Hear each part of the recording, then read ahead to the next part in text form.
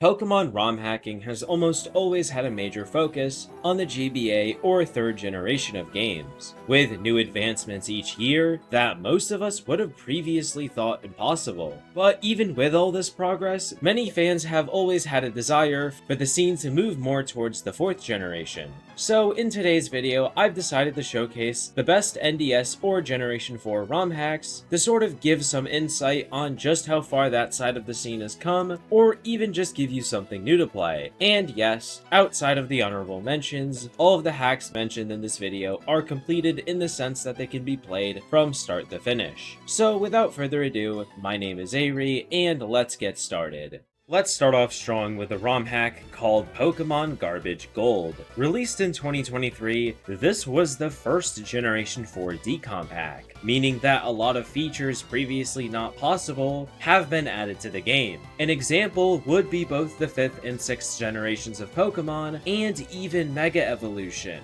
But as exciting as those are, how does this hack adapt and use them to create an original experience? Well, starting with the story, this isn't the Johto you remember, as it, alongside Kanto, has been drastically distorted due to a war between the two regions. This conflict caused many strong Pokemon to vanish, item supplies to dry up, and of course the entire overworld to look completely different. Your goal as the protagonist will be to travel across the world and uncovered the secrets of how the war began in the first place. The region and story were easily the highlight of this hack. Not only are they now put together using a mix of 4th and 5th generation tiles, but many of them are assembled as gauntlets, which will put you against the series of trainers without the ability to just run right back to the Pokemon Center. This added a second layer of difficulty that didn't bring about any frustration or a need to rearrange my entire team for a single battle. Like I mentioned before though, many of this region's strong Pokemon have completely vanished, a plot point that plays into the game's primary gimmick,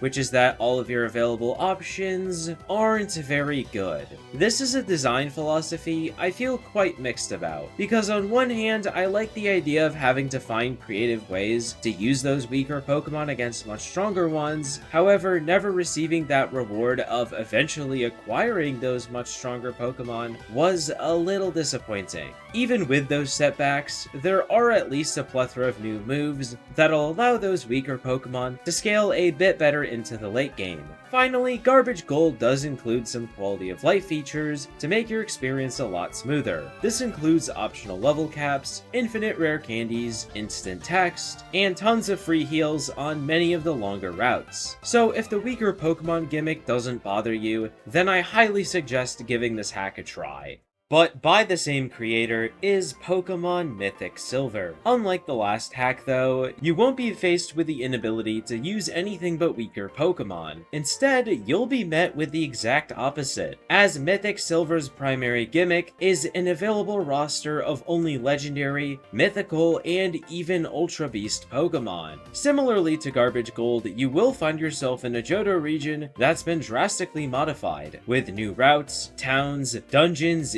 you name it, to the point where it's hard to even call it the Johto region anymore. Not in a bad way, but definitely don't go into it expecting a Generation 2 styled adventure. As for the story, you'll have a completely new plot with dozens of new events featuring returning characters. The plot wasn't bad, but I definitely think it was a lot weaker than Garbage Gold's. Finally though, you can expect a lot of the quality of life changes from Garbage Gold to be present in this hack as well, including optional level caps and infinite rare candies. So while these hacks are very imperfect from both a gameplay and narrative perspective, they both offer a fun and unique experience that does a great job of showcasing the progress that's been made in the Generation 4 ROM hacking scene.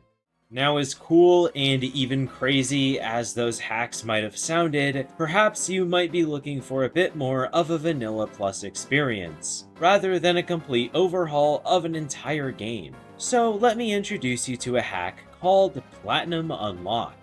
The goal of this project was basically to unlock all of the restrictions set in place by the official game. This includes replacing trait evolutions by level or item use, the removal of weekday-based events, and even wild encounters that you normally have to insert a GBA game to access, now just appearing normally. This, alongside some other wild encounter changes, allows you to access every Pokemon in a balanced and even legally transferable way. But of course, the project goes much further beyond that with its new features, and the first one I'm sure most of you already noticed was brand new battle backgrounds. Accompanied by alternating Pokemon sprites from Heart Gold and Soul Silver, your Pokemon battles will feel a lot more special than they normally would in a vanilla environment. Back to the gameplay, Platinum Unlocked does also feature some quality of life changes. This consists of faster HP bars, reusable TMs, HMs working without being taught, and most importantly, a portable PC. This item not only lets you access your storage, but also heal your team, relearn moves, and even fast travel to any town or city you've already been to. On top of that, grinding is also no longer necessary, as every gym building now has an NPC that can be battled an infinite number of times for easy EXP. Finally, this hack even comes with some changes to many existing trainers' Pokemon rosters. This can be as small as just accounting for the unlocked encounters, or even completely updated teams for gym leaders and rivals.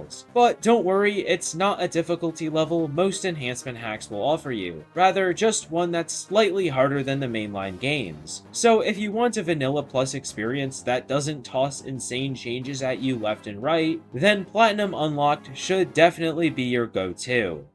If you're looking for something identical to that for the Johto region though, then you might be interested in Soothing Silver. I'll immediately start by saying that this hack doesn't provide the same level of visual changes as the last does, but I still think it's the best option for a vanilla plus Soul Silver hack. Soothing Silver is a quality of life hack that aims to add more variety and a bit more difficulty without ruining the feeling of the original game. The most obvious way it accomplishes that is by increasing the variety of Pokemon for each area. Not to an insane extent like you'd find in National Dex hacks, but every Pokemon from the first two generations, and even some Alolan forms, will be catchable before the first league. As for quality of life, you'll have access to infinite TMs, an earlier EXP share, and even trainers that can be infinitely battled, where the GTS used to be. A lot of evolutions have also been made a lot easier to acquire, by not just removing trade restrictions, but also evolution stones being handed out a lot earlier.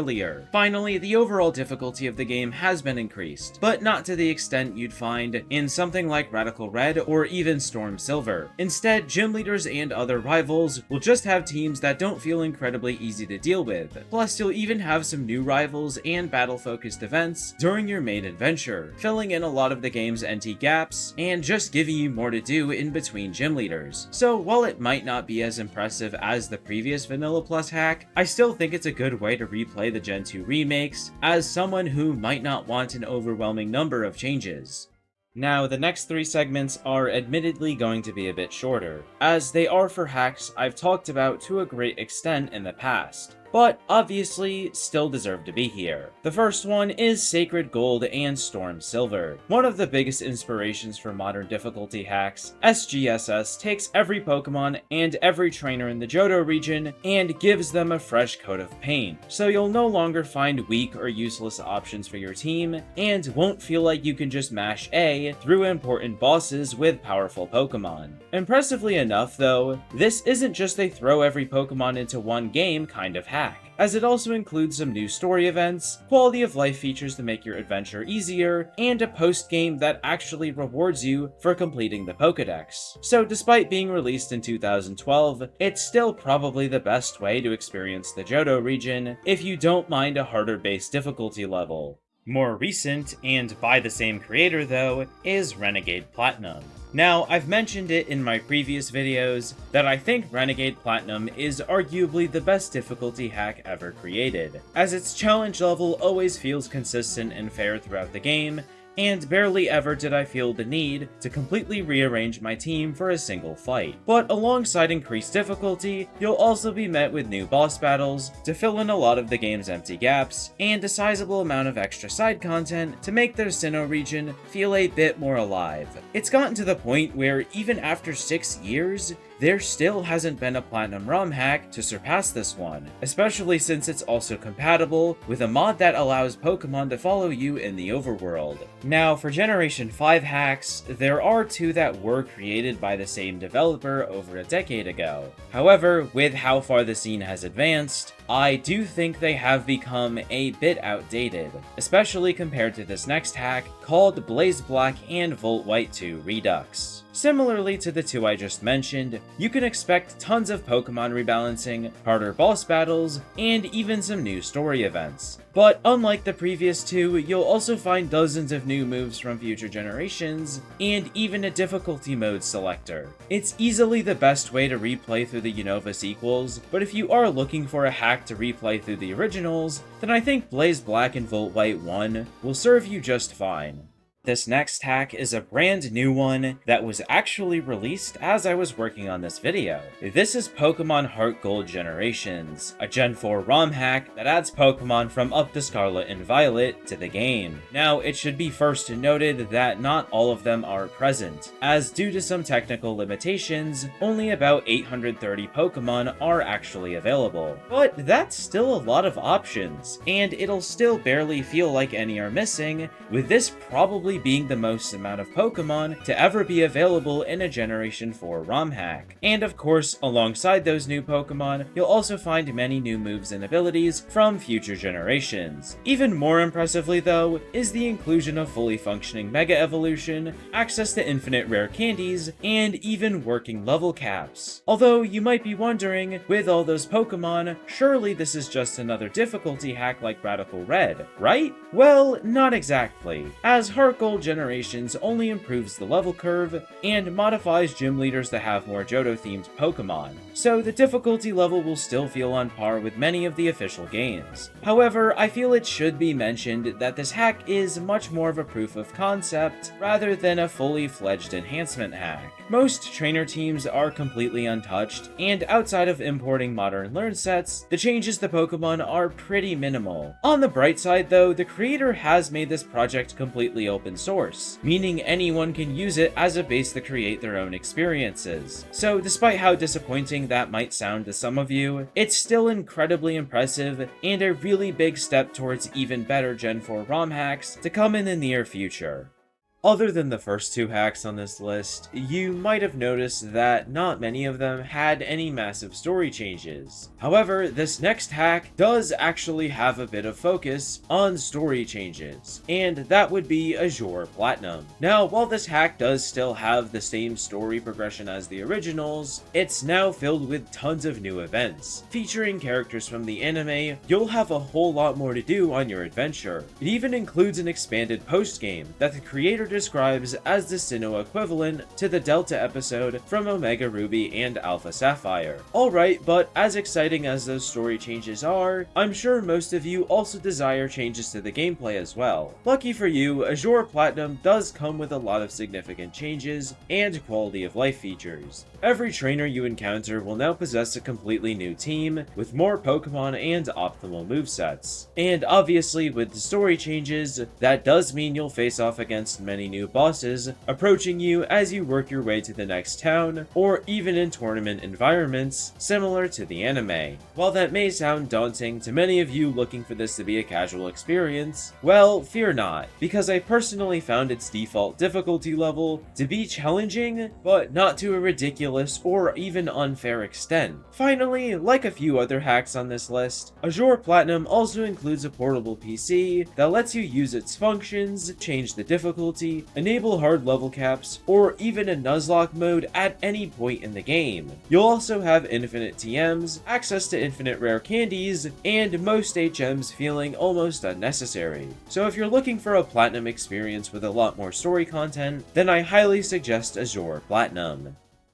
Before we move on to the last hack though, I wanted to go over a few honorable mentions. Projects that aren't exactly near their completion state, but I still feel are worth mentioning. The first one is Chaos Purple, which labels itself as an enhanced Red and Blue remake. What that basically means is that they've taken the original Kanto story and given it a lot more content. More importantly though, is the entire overworld being updated to the style of the 5th generation, many many changes to existing areas to emphasize what the 3D maps are capable of, and even some new maps as well. Overall, it's a pretty fun hack, but in terms of gameplay, I do think it needs a bit of work with just how identical a lot of the unimportant battles feel to the original games. The next one, though, is actually by the same creator of the first two hacks in this video, and that's Pokemon Iridium. It's a completely original custom story and region hack with tons of new features, Pokemon up to the 9th generation,